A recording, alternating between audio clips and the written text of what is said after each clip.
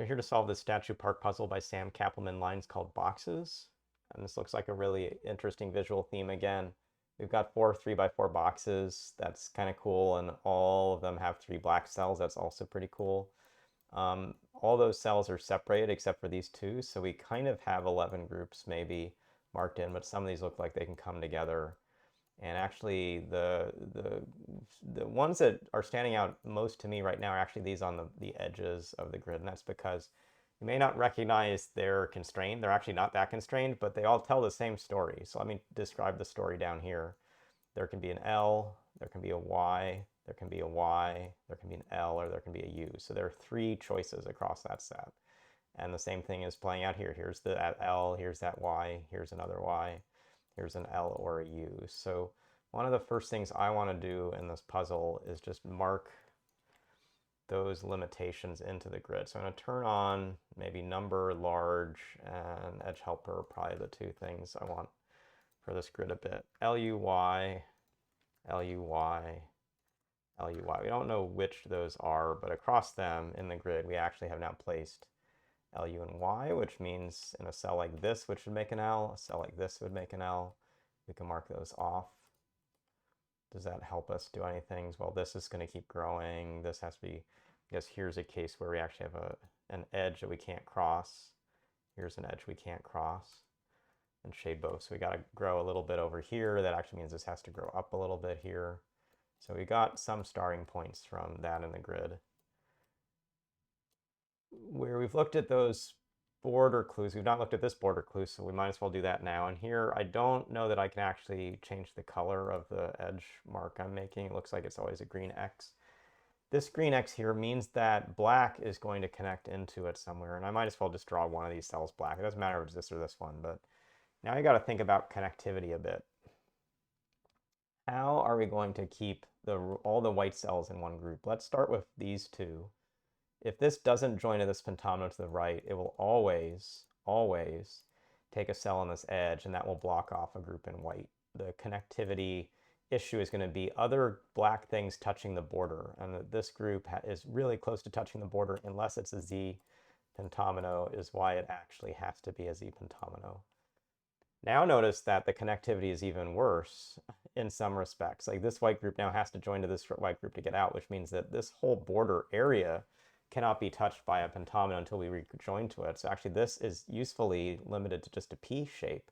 You might say, whoa, that's crazy, but that's actually the limitation. If this touched to this edge like this, for instance, let's say it was just this shape or like an N shape, it's isolated whites, and that's true if it touches this border too, or this border here. Like this is the meaning of having, like in a Nurikabe or other kind of puzzle, this kind of key constraint is you really have nothing if you touch a border again until you get connectivity restored. So we have to have a layer of white around anything else black until we get over to these white circles. So we have a Z in the grid, we have a P in the grid.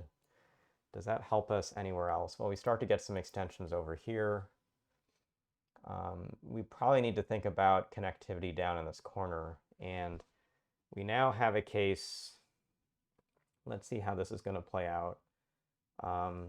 This group in black is certainly going to touch some corner of border side. It can't be a P again, so it's going to touch some border side. So one thing that likely means is we're going to have an issue if this itself also is touching and blocking off the border. So we're going to have to think a bit about borders around these clues.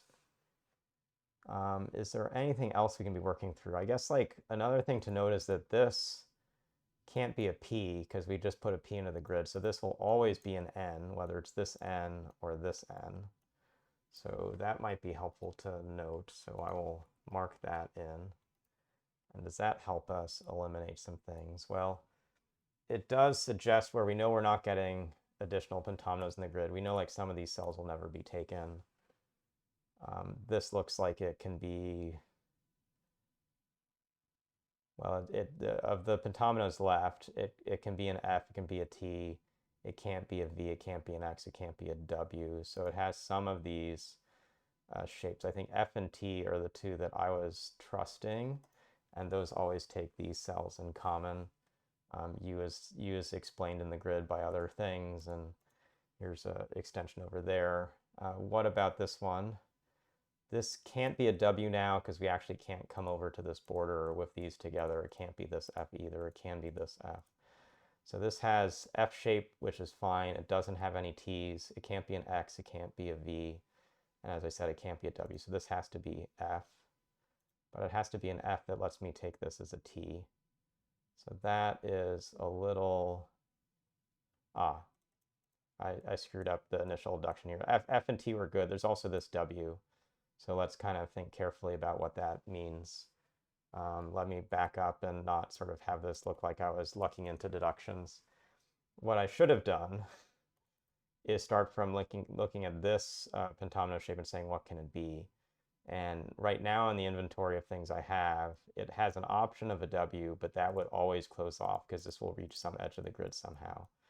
And with that not being the case, the only thing else it can be is an F, and it has this F and this F as those shapes, but these are marked in for sure. That means when I actually think about this pentomino, this does come down. It can't be an F, and with this drawing in the grid, it has to be a W. So this being an F first, but not a sure F, gets you a W and gets you the next placement. So that's how this should have gone, and I'm not going to like refilm this video. I'm just going to move forward. It's helpful to sometimes see your errors, and that was an error I was making. That means we now have the F and the W in the grid. We have this growing out further, this growing out further. L, U, and Y are all going to come back still, but we have I, T, V, and X to place. What can some of these be? Well, this can't be an I. It could be a V. It can't be an X. It can be a T. This is taken by that T story all the time. And then it's two of these cells or two of these cells going in. So we've got some we can mark off. What can this be? This can't be a T right now. Actually, it would have to take these cells to be a T. So we'll keep that in mind. This can't be a V, can't be an I. So these cells are taken, but this is a T or X, is something I'm comfortable saying at this time, and we mark off this cell.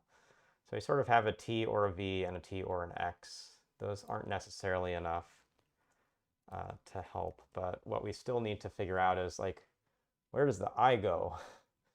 And this is probably a place where that limitation is finally obvious, because we don't have enough room in this upper right corner for it. We do in the lower left for it. And again, this N, which is either N, is constrained, but this group coming straight across is the only thing I see right now that can be an I. Marking that in does force the N. And now, like, we've got some empty space here. This is now no longer able to be a U. This has to be an L or a Y. We still have to get either a T, V, or X into the grid up in this space. And an X would close everything off. This is the only X that's in there. So we have to get an X elsewhere, like the one place we have it possibly. A T can't fit, but a V can, and just right here. So this has to be a T. With this as a V, that puts in a Y, puts in an L. And we'll see we can take the cell for the last U, and we've gotten all the way through this puzzle. So really, really tricky Friday Statue Park puzzle. The clues were sparse, but they were in 4 beautifully symmetric boxes with 3 black cells in each. The LUY, starting point, the N on the edge, figuring out where these 3x3 pentominoes go, like this F required placement, forcing a W required placement, the connectivity in this corner. Lots of different elements going through here, but a masterful puzzle by Sam Cappleman-Lynes. Thanks for writing it. Hope you all got something from this video, including some different notations that may help as you work through the most challenging statue parks. Thanks for your time and attention. We'll see you again soon.